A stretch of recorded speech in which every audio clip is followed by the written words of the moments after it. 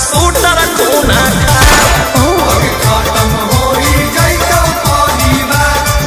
अगे एगो शेरवा जेल के भीतर कोई गो शेरवा बाहर में सब सूटर खूना खार। आगे खत्म होई जाइतो परिवार।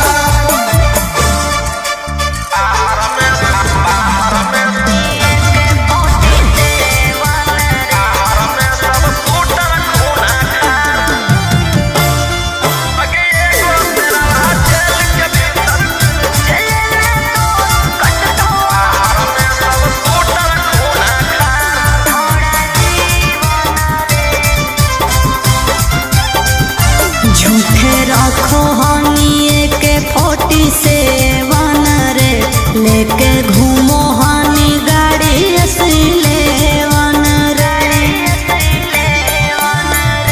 भले लागल हौ छौरी हाथ करिया गे बाकी छूटतौ नहीं हमारा डांगा दरिया गे। जले में तो कटतो छोड़ा जीवन रे।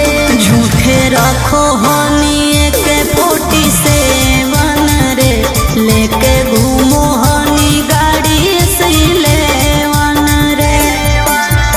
देख ले तोरो छोड़ा भीतर में रह के पहुँचले मोर बिगाड़। अगे एगो शेरवा जेल के भीतर कोई गो शेरवा बाहर में सब सूटर खूना खार। आगे खत्म होई जाइतो परिवार। अगे एगो शेरवा जेल के भीतर कोई गो शेरवा बाहर में सब सूटर खूना खार। आगे खत्म होई जाइतो परिवार।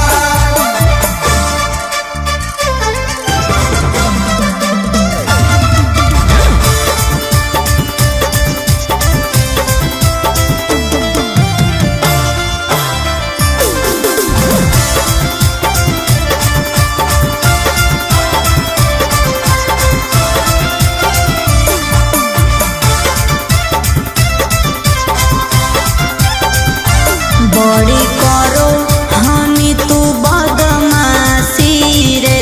अब जइहे चढ़ सीधे फांसी रे।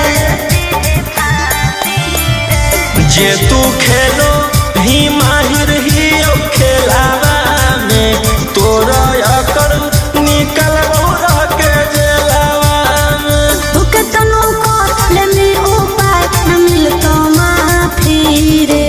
बड़ी करो हनी तू बदमाशी रे।